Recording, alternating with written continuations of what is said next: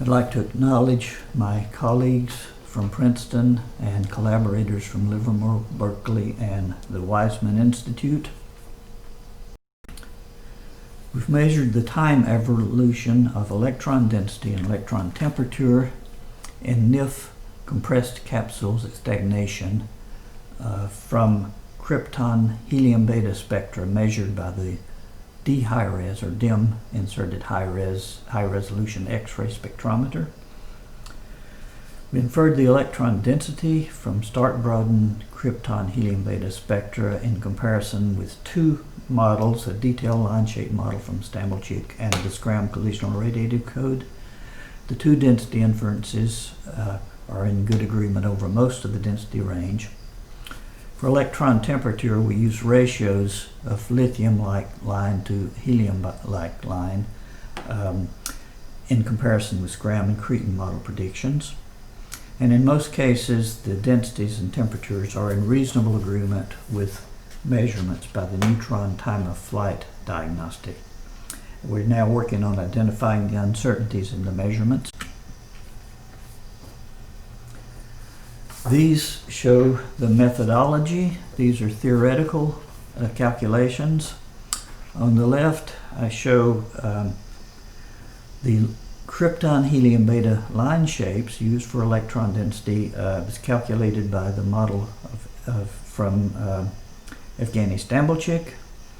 That show basically that the width of the line shape increases, broadens significantly as you go from low density 10 to the 24th per cubic centimeter for the black curve to 10 to the 25th for the magenta curve.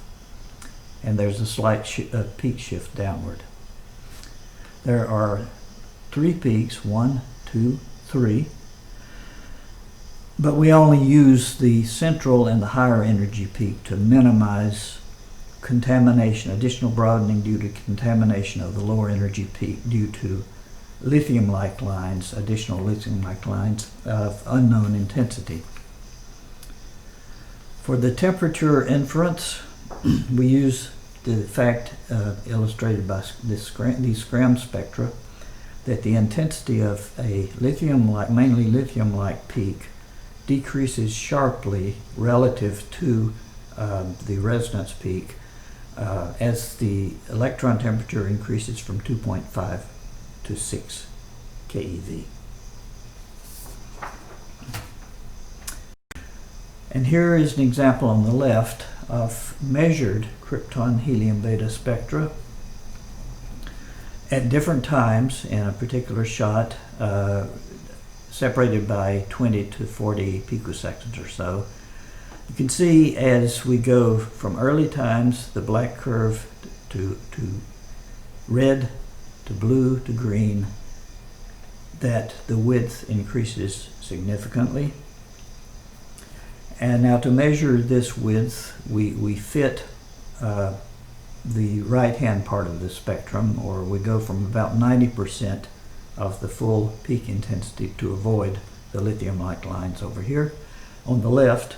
And on the right, we go down to 30, 40, 50%. And if we do this width measurement, then one gets a time history of the width ranging from about 14 EV initially to about 30 EV peak width.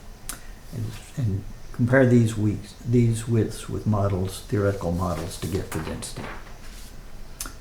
Now we go to the experimental shot data. This shows two shots, one on the left, a Bigfoot diamond ablator undoped, and on the right, a similar pellet with tungsten dopant.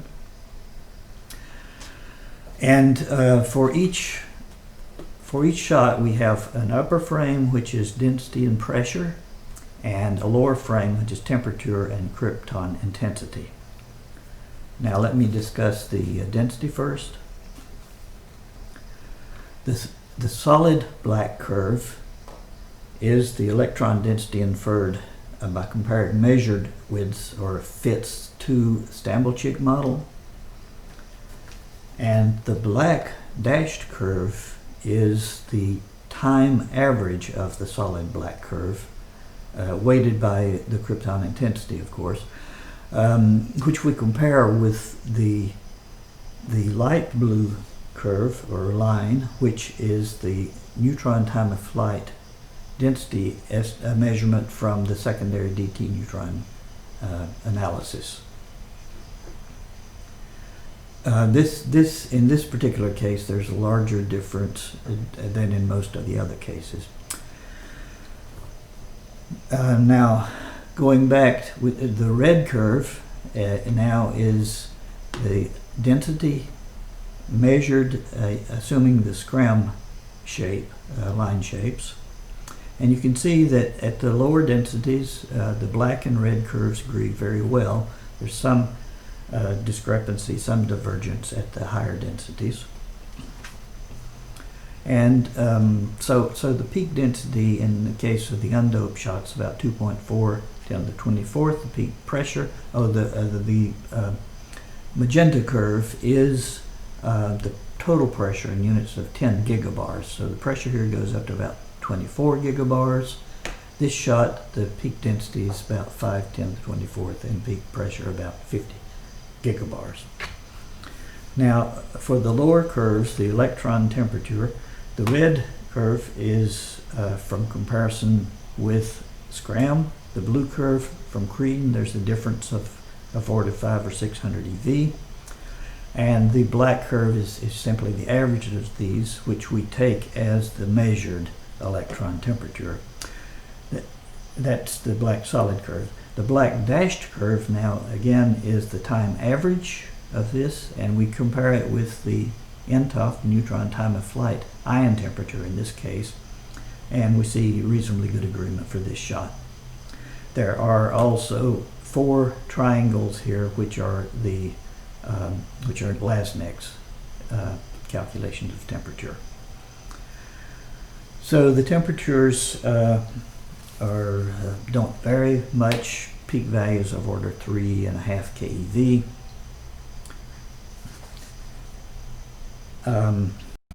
And the next, I show two additional shots, which are pushered single shell with plastic ablators with densities peaking at about 4 10 to the 24th or 5 times 10 to the 24th.